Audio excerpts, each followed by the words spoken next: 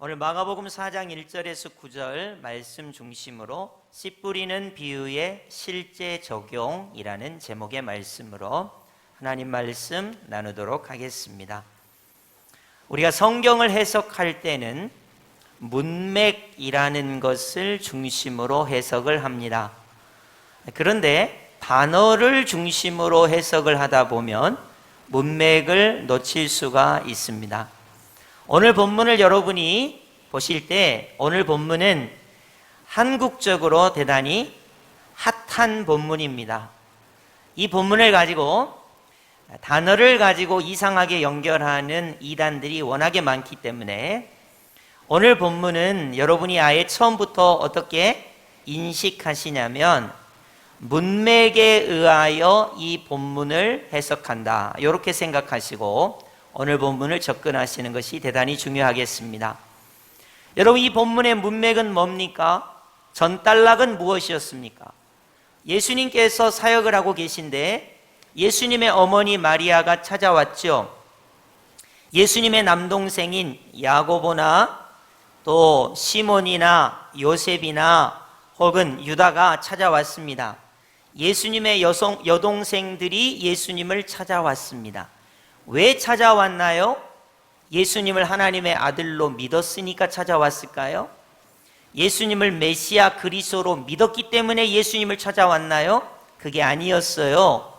예수님이 귀신 들렸다 라는 소식을 듣고 예수님을 하나님의 아들로 믿지 못했기 때문에, 예수님을 메시아 그리스도로 믿지 않았기 때문에 예수님을 모시러 온 거란 말이에요. 그래서 우리 예수님 말씀하셨어요. 예수님을 믿는 자, 하나님의 뜻대로 행하는 자가 예수님의 가족이라는 거예요.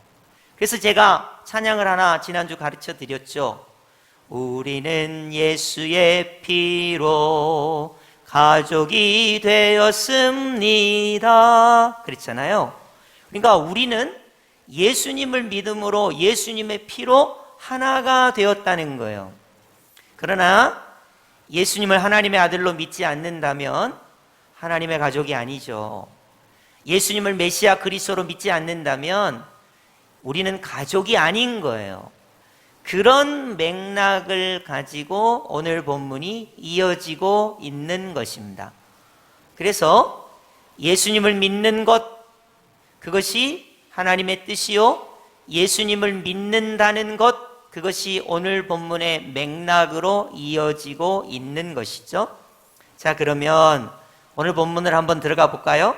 4장 1절 우리 다 함께 합독하겠습니다. 시작. 예수께서 다시 바닷가에서 가르치시니 큰 무리가 모여들거늘 예수께서 바다에 떠 있는 배에 올라 앉으시고 온 무리는 바닷가 육지에 있더라. 아멘.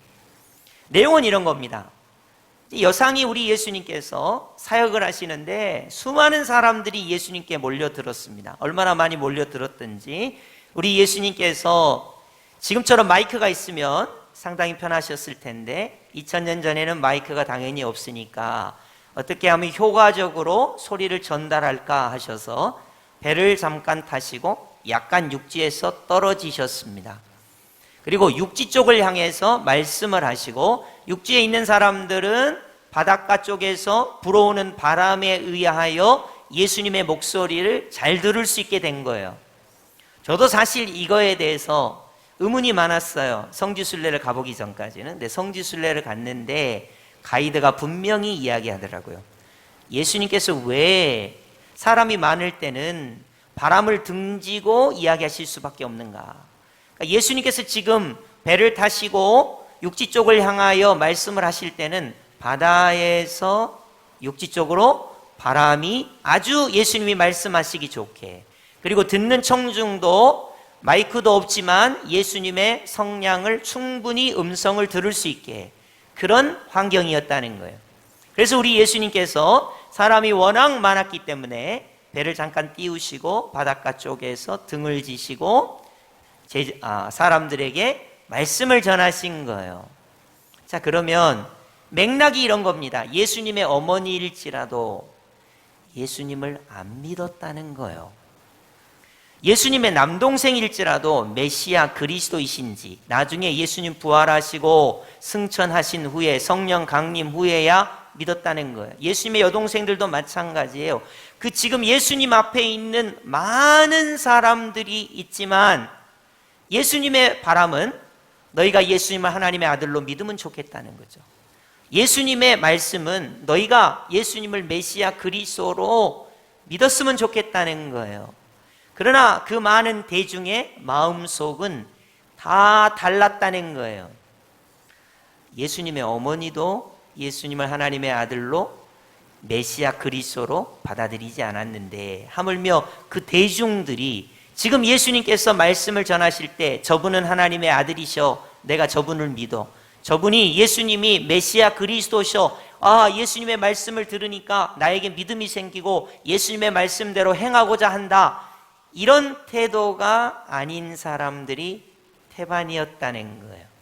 그래서 우리 예수님께서 알아듣기 쉽게 비유로 말씀을 하시는 것입니다.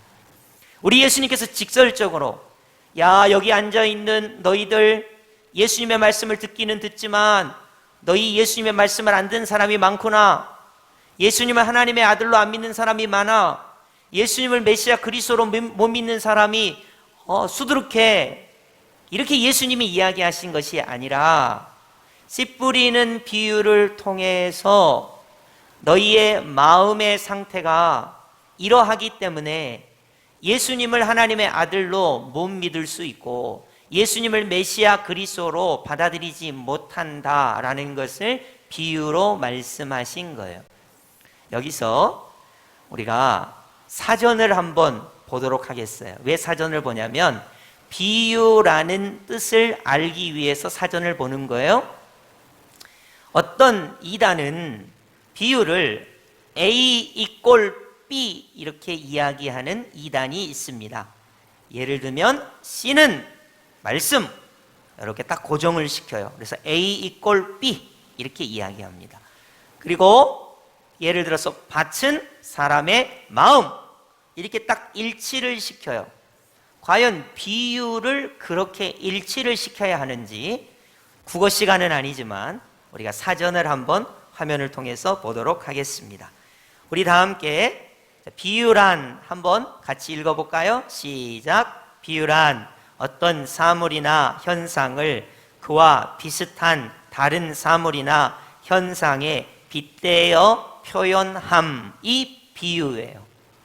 그러니까 비유를 A는 B 이렇게 이야기하면 안 되고 A와 비슷한 B, A를 빗대어 표현한 B, 이렇게 해석하면 맞지만 C는 말씀, 밭은 마음, 이렇게 하면 안 된다는 거예요. 무슨 말씀인지 아시겠어요? 그래서 오늘 본문이 여러분이 이해하실 때 우리 예수님께서 어떤 이단 집단이 말하는 것처럼 너희는 이제 성경을 읽을 때 C는 말씀으로만 읽어라, 다른 성경에 가면 C가 나오면 말씀이구나 이렇게 읽고 밭이 나오면 사람의 마음이구나 이렇게 해석해라고 오늘 본문을 문맥으로 주신 것인지, 아니면 우리 예수님께서 그 모여든 사람들에게 예수님의 어머니도 예수님을 하나님의 아들로 믿지 못했고 하나님의 말씀을 받지 못했는데 예수님의 남동생들, 여동생들도 예수님을 메시아 그리스도로 받아들이지 못했는데 대중들이, 군중들이 모여서 예수님의 말씀을 들을 때 과연 너희의 마음의 상태는 어떠해야 하는가를 이야기하는 것인지 여러분이 문맥을 보시고 판단하시면 좋겠습니다. 자, 4장 2절 한번 볼까요? 이에 예수께서 여러 가지를 비유로 가르치시니, 오늘 본문은 비유입니다. 여러분, 우리 예수님께서 예수님은 길이요 진리요 생명이시라 라고 말할 때 그건 비유 아니에요. 비유는 뭐뭐처럼 뭐뭐같이 이런 의미지만 예수님 자신이 예수님은 길이다 라고 할 때는 그것은 선언이죠. 예수님은 길이시다 이렇게 되는 거예요. 예수님은 진리이시다, 예수님은 생명이시다, 그건 비유가 아니니까요.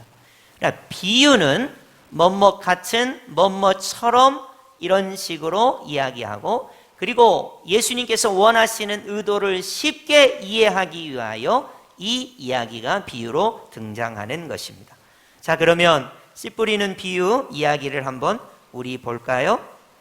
이전에는 씨를 뿌릴 때 우리처럼 고랑이나 이런 데다가 하나씩 심어가지고 요렇게 키우는 게 아니라 흩어 뿌리기를 합니다. 흩어 뿌리기를. 그래서 손에 탁 쥐고 촤 뿌린단 말이에요. 그러면 이 씨가 좋은 밭에 떨어지면 무방한데 좋은데, 오늘 본문에는 4가지 밭의 종류가 나와요. 첫 번째는 여러분 잘 아시는 대로 길가에 떨어졌어요. 이거 어떤 일이 일어날까? 군중들이 되게 궁금하죠. 아주 재밌는 이야기니까요. 이거는 무슨 조직신학이 아니잖아요. 지루한 얘기 아니잖아요. 씨를 탁 뿌렸는데 길가에 떨어진 거예요. 아이고 어쩌나, 길가에 떨어지면 안 되는데. 지금 청중들이 그렇게 듣고 있죠. 또 하나는 흙이 얕게 있지만 밑에 돌이 있는 돌짝밭에 씨가 떨어진 거예요. 그럴 수 있지. 왜냐하면 중동 지역은 모래가 이렇게 있고 흙이 있고 밑에 돌이 많으니까 그럴 수 있지. 또 하나의 씨앗은 어디로 떨어졌냐면 이 가시덤불이 있는 곳으로 씨앗이 떨어진 거예요. 또 하나는 당연히 옥토밭으로, 좋은 밭으로 떨어진 거죠. 그러니까 사람들이 고개를 끄덕끄덕 하면서 맞아 씨 뿌릴 때 그럴 수 있지. 이거 왜 이렇게 우리 예수님이 이야기하시냐면, 이거는 비유로 사람들이 이해하기 쉽게 예수님이 전달하고자 하는 의도를 파악하라고 주신 거예요. 자, 그러면 봅시다. 4가지 밭에 떨어진 씨앗들이 어떻게 되는지. 자, 여러분이 성경을 이미 읽으셨습니다. 길가에 떨어졌더니, 여러분 길가에 떨어지면 사람이 길을 밟고 다니니까 길이 단단하잖아요. 그러니까 당연히 씨가 뭐 뿌리를 내린다든지 안으로 들어가지 못하죠. 길가에 그대로 있는 거예요. 그럼 어떻게 되겠어요?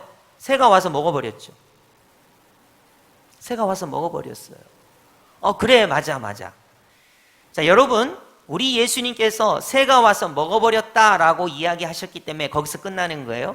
사실은 흙이 얕은 돌밭에 떨어져도 새가 먹을 수 있습니다. 가시떨기에 떨어져도 새가 먹을 수 있어요. 옥토밭에 떨어져도 새가 먹을 수 있습니다. 그러나 예수님께서 이렇게 설명을 하셨기 때문에, 이런 이야기를 하셨기 때문에 여기서 끝내는 거예요. 만약 우리나라처럼 아예 파묻어 하나씩 한 줄씩 놓고 콕 이렇게 파묻으면 절대 못 파먹겠죠. 그러니까 이런 얘기가 나올 수가 없지만 예수님께서 이런 얘기를 일부러 하시는 거예요. 그러니까 우리가 여기서 이야기를 벌릴 필요는 없고 4가지 밭을 우리 예수님께서 이야기하고 계세요. 왜 이야기하실까? 이걸 우리가 의도를 파악해야 돼요. 예수님은 도대체, 예수님이 오셔서 예수님을 안 믿는 어머니, 예수님을 안 믿고 메시아 하나님의 아들로 안 믿는 동생, 여동생, 이런 문맥을 앞두고 그 앞에 있는 사람들에게 4가지 밭의 이야기를 하시는 거예요. 씨가 떨어졌는데 과연 열매를 맺을 것인가, 맺지 않을 것인가. 길가에 떨어졌습니다. 새가 와서 먹어버렸대요. 자, 흙이 얕은 돌밭에 떨어졌습니다. 여러분 상상을 해보세요. 흙이 조금 있고 밑에 돌이 있어요. 뿌리는 분명히 내리겠지만 얘가 밑에 돌이 있기 때문에 어때요? 이 돌 때문에 해가 쨍쨍 내리쬐면 수분이 없어져서 말라 죽게 되겠죠. 말라 죽게 됩니다. 그러니까 흙이 얕은 돌밭에 떨어지면 싹이 나오지만 해가 돋은 후에 뿌리가 없으므로 말라 죽게 돼서 열매를 못 맺는다는 거예요. 3번째는 가시떨기에 떨어졌습니다. 가시떨기가 이렇게 있죠. 그럼 처음에는 뿌리도 나고 싹도 트고 이러겠지만 가시의 기운 때문에 자라지 못하고 걔도 열매를 맺지 못할 것이다. 그러니까 길가에 떨어져도 열매를 못 맺는다. 또 돌짝밭에 떨어져도 열매를 못 맺는다.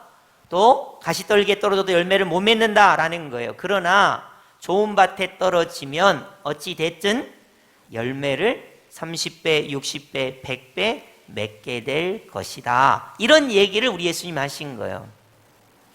그러면 문맥상 전의 문맥이 어머니도 예수님을 믿지 못하고 남동생도 예수님을 믿지 못하고 여동생도 예수님을 믿지 못했고, 여기 대다수의 대중이 예수님의 말씀을 듣고 있지만 예수님의 말씀이 그들의 마음에 부딪힐 때 그들이 과연 이 말씀을 하시는 예수님은 하나님의 아들이시구나, 이 말씀을 하시는 이 예수님은 메시아 그리스도이시구나, 내가 이 예수님을 믿어야 되겠다, 내가 이 예수님의 말씀대로 실천해야 되겠다, 그런 자세로 앉아 있냐는 거예요. 그래서 비유로 어떤 사람은 길가밭 같은 상태에 있고, 그래서 예수님을 받아들이지 못하고, 어떤 사람은 돌짝밭 같은 상태에 있고, 어떤 사람은 가시떨기와 같은 상태에 있고, 어떤 사람은 옥토밭과 같아서 예수님이 말씀하시니까 아멘, 그렇습니다, 예수님은 하나님의 아들이시군요,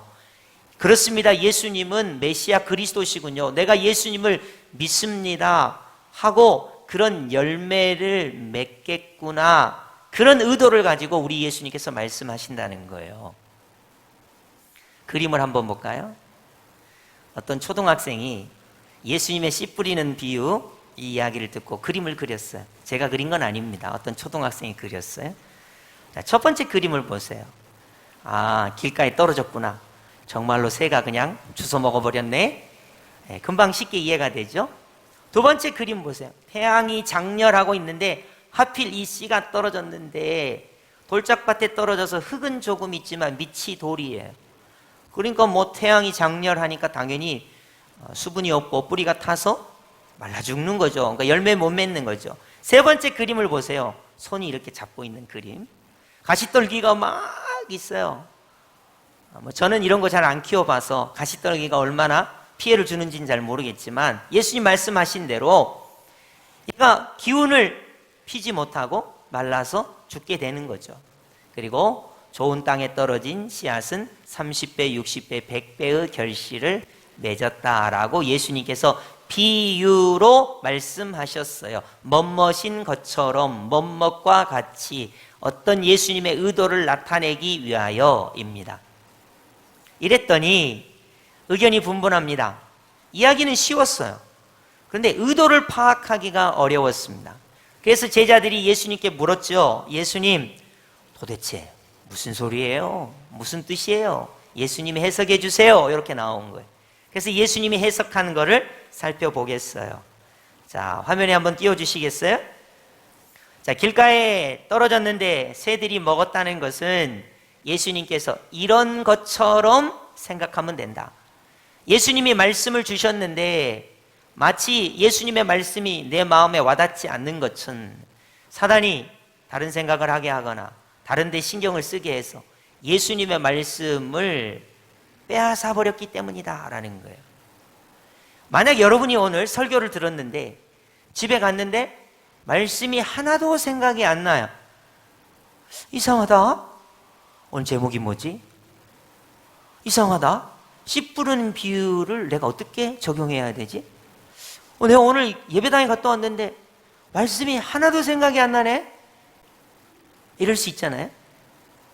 그런 걸 이야기하는 거예요. 지금 대중들이 다 예수님 앞에 있는데 예수님께서 지금 복음을 전하고 계시는데 예수님의 말씀이 마음에 하나도 안 와닿을 수 있다는 거죠. 그런 걸 지금 표현하고 있습니다. 흙이 얕은 돌밭에 떨어졌습니다. 뿌리가 없어서 말라 죽었습니다. 예수님 말씀하세요.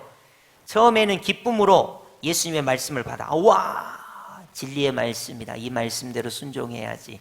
기쁨으로 예수님의 말씀을 받았어요. 근데 환란이 와요. 너 예수 믿으면 죽는다. 박해가 와요. 로마의 황제가 진짜 신이지 인간 예수, 하나님의 아들이신 예수는 믿지 마. 환란과 박해가 오니까 넘어지게 되었다. 이렇게 예수님께서 설명을 하시는 거예요. 그러니까 우리가 신앙생활 할 때 박해 때문에, 환란 때문에 예수님을 나의 구주, 나의 하나님, 메시아 그리스도로 믿어야 되는데 박해나 환란 때문에 예수님을 포기해서는 안 된다. 그런 얘기죠. 세 번째, 가시떨기에 떨어졌습니다. 이거 예수님께서 이렇게 이야기해 주세요. 듣기는 해요. 예수님의 말씀이지. 예수님 좋아. 그런데 세상의 염려가 몰아닥쳐요. 아유, 코로나19인데. 아유, 지금 인플레이션인데. 경기가 안 좋은데. 지금 내가 건강이 안 좋은데. 내 상황이 이런데. 세상의 염려가 몰아닥쳐요. 재물의 유혹이, 돈이 최고지 뭐. 아직은 내가 예수를 열심히 믿을 때가 아니야. 아직은 내가 교회 열심히 충성할 때가 아니지. 지금 내가 돈 벌 때 아니냐. 이러면서 재물의 유혹이, 그리고 기타 욕심이 들어와서 말씀을 막아 결실하지 못하게 하였다. 이렇게 예수님께서 이야기를 해주시는 거예요. 자, 그러면 지금 예수님 앞에 앉아 있는 사람들이, 어떤 사람은 예수님의 말씀을 듣긴 들었어도 하나도 예수님의 말씀에 아멘이 없는 거예요. 왜냐? 예수님을 아예 안 믿으니까. 하나님의 아들로 안 믿으니까. 메시아 그리스도로 아예 안 믿으니까. 예수님의 말씀을 듣긴 들었는데 하나도 와닿지를 않는 거예요. 또 어떤 사람은 환난과 박해가 막 몰아닥치니까 나 예수님 몰라. 이제 예수님 안 믿을 거야. 뭐 교회 가면 좋은 줄 알았는데 내 교회가 상처받았어. 내가 진짜 사람 때문에 이렇게 상처받고 힘들어. 아니면 여러분에게 진짜 박해가 온다든지 환난이 온다든지, 이제 예수님하고는 좀 거리를 둬야 되겠네. 이럴 수 있다는 거예요. 여러분이 기타 유혹, 재물의 유혹, 근심, 걱정, 이런 것을 가지고 신앙생활이 멀어질 수 있다는 거예요. 예수님을 안 믿게 될 수도 있다는 거예요. 이렇게 해석하는 것이 문맥에 의한 해석입니다. 그런데 어떤 이단들은 이렇게 해석을 해요. 야, 봐라. 예수님이 이야기했지. 씨는 말씀이라고. 그러니까 성경의 전체는 비유로 돼 있는 거야. 앞으로 우리가 씨가 나오면 이걸 말씀이라고 해석해야 돼. 야, 밭은 사람의 마음이야. 그래서 성경에 밭이 나오면 모두 마음이라고 해석해. 이걸 해서 성경을 전부 비유풀이로 만들었어요. 그리고 여러분, 아까 혹시 새가 와서 말씀을 먹어버렸잖아요, 씨앗을. 그래서 새는 영이야, 영. 악한 영이 와가지고 하나님의 말씀을 먹어버린 거야. 비둘기 같은 새는 성령을 의미하고, 이런 말씀을 빼앗아가는 이런 새는 악한 영, 사단의 영을 말하는 거야. 그래서 새가 나오면 영으로 해석을 하자. 이런 식으로 성경 전체를 마치 암호문을 해독하듯이 비유를 통해서 성경을 해석할 수밖에 없게끔 그렇게 만든 집단도 있는 거예요. 그래서 여러분, 제가 비유가 아까 뭐라고 했죠? 어떤 사물이나 현상을 비슷하게 빗대어서 이해하기 쉽게 설명한 거예요. 자, 여러분에게 물어봅시다. 하나님의 말씀이 하나도 기억이 안 나네. 나는 박해와 환난 때문에 신앙생활하기가 힘드네. 나는 근심이 있고 재물의 유혹이 있고 기타 등등의 유혹이 있어서 내가 예수님을 나의 구주로 모시고 신앙생활 예수님의 말씀대로 열매 맺으면서 하지를 못하겠네. 이럴 수 있다는 것이지. 씨는 말씀이야. 이제 밭은 마음이야. 새는 영이야. 성경은 전부 이렇게 해석하세요. 이게 아니라는 거예요. 그래서 오늘 본문이 여러분에게 의미하는 바를 한번 말씀드려 드리고 싶습니다. 자, 좋은 땅에 떨어졌습니다. 30배, 60배, 100배의 결실을 맺었습니다. 예수님은 과연 뭐라고 말씀하셨습니까? 우리 화면을 한번 볼까요? 예수님은 30배, 60배, 100배의 결실을 받은 그가 어떻게 했냐면 말씀을 받아, 말씀을 듣고 받아, 이렇게 우리 예수님이 말씀해 주셨어요. 그죠? 20절 보세요. 좋은 땅에 뿌려졌다는 것은 곧 말씀을 듣고 받아 30배나 60배나 100배의 결실을 하는 자니라. 그러니까 예수님의 말씀을 들었습니다. 그리고 그 말씀이 하나님의 아들의 말씀으로 들었습니다. 받았습니다. 메시아 그리스도의 말씀으로 받았습니다. 그런 사람은 환난이 와도 박해가 와도 염려가 있어도 물질의 유혹이나 기타 등등의 유혹이 있어도 하나님의 말씀을 받고 들어서 그 말씀대로 실천하는 사람이다. 이런 말인 거예요. 자, 그러면 오늘 우리가 이 예수님의 씨 뿌리는 비유를 어떻게 적용해 볼까 한번 실제로 적용해 보도록 하겠습니다. 여러분, 우리가 지난주에 예수님의 하나님의 뜻대로 행하는 자가 예수님의 가족이다 그랬어요. 그래서 우리가 노래를 부르면서 서로를 지그시 바라보면서 우리는 예수의 피로 가족이 되었습니다 라는 말씀을 들었어요. 자, 예수님의 말씀이 우리 마음에 와 닿았어요. 어떤 사람은 그래요. 아이, 뭐 가족은 무슨 가족이냐. 내 살기도 힘든데 뭐 지금 내가 성도들한테 신경 쓰고 뭐 힘든 사람한테 뭐 찾아가고 기도해주고 뭐 그럴 필요가 뭐 있어. 나는 그냥 교회 조용히 다니는 거야. 조용히. 남 신경 안 쓰는 거야. 그럴 수 있다는 거예요. 그 말씀을 듣고 처음에 흥분이 됐어. 그래, 나는 예수의 피로 가족이 되었어. 이제 여수 성도교회 가족이야. 그러면서 딱 어떤 사람을 만났는데 아이, 해필 그 사람하고 나하고 껄끄러운 사람이네. 몇 번 싸웠어. 아, 저 사람은 나를 미워하는 사람. 처음에 예수님이 가족이 되었습니다. 이래서 기분이 좋고 가족이 되려고 딱 했는데 해필 처음 만난 사람이 나를 박해하고 핍박한 사람. 나한테 인상 쓰는 사람. 에이, 그냥 실천 안 할란다. 나 저 사람한테는 실천 안 하지. 그런단 말이죠. 어떤 사람은 우와, 이거 진짜 복음이다. 내가 진짜 예수의 피로 가족이 되었으니까, 사랑이 됐으니까 저 사람은 신방도 해주고 힘들면 도와주고 기도도 해주고 해야지 하다가 염려가 와요. 혹시 여러분 자녀가 아프다든지 여러분 물질에 문제가 생긴다든지 건강에 문제가 생긴다든지, 그러니까 아이고, 나도 지금 내 코가 석잔데 남 신경 쓸 여력이 없네. 그러면서 안 한다는 거예요. 그러나 옥토박과 같은 사람은 예수님은 하나님의 아들이시기 때문에, 예수님은 메시아 그리스도이시기 때문에 예수의 피로 하나가 되었다는 말씀은 물질의 시험이 와도 환난과 박해가 와도 또 여러 가지 염려와 근심이 와도 나는 이 말씀을 예수님의 말씀으로 받고 실천하리라, 그리고 열매를 맺으리라, 이렇게 살아간다는 거예요. 그러니까 예수님의 어머니인 마리아도 예수님 하나님의 아들로 안 믿었다니까요. 예수님의 남동생들인 야고보나 유다나 시몬이나 요셉도 예수님 하나님의 아들 메시아 그리스도로 안 믿었어요.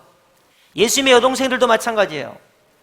그 예수님 앞에 예수님의 말씀을 듣는 사람들이 정말로 예수님은 하나님의 아들이십니다, 메시아 그리스도이십니다, 그렇게 믿었다면 예수님의 말씀을 듣고 순종했겠죠.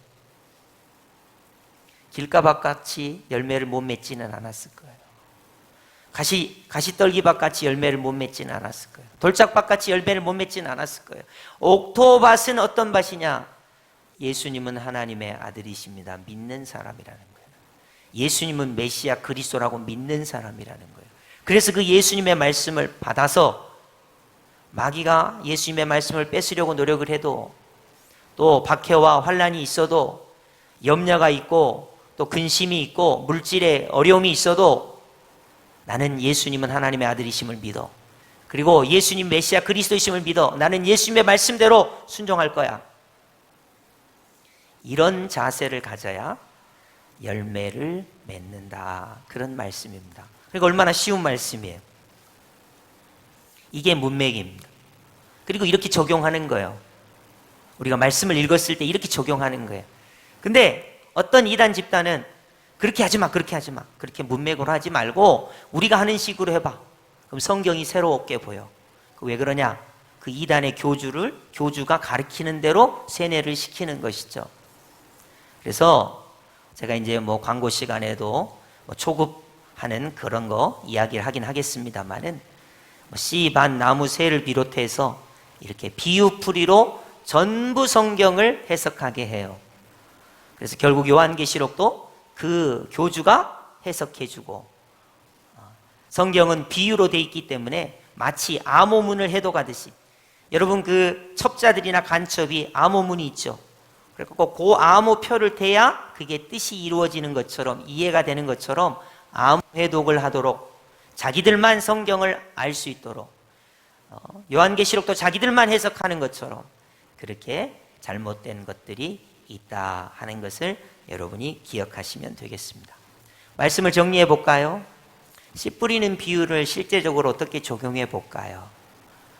여러분, 오늘 여러분이 설교 말씀을 들었어요. 그럼 여러분 될 수 있으면 말씀을 기억하시면 좋을 것 같아요. 제가 예수님은 아니죠.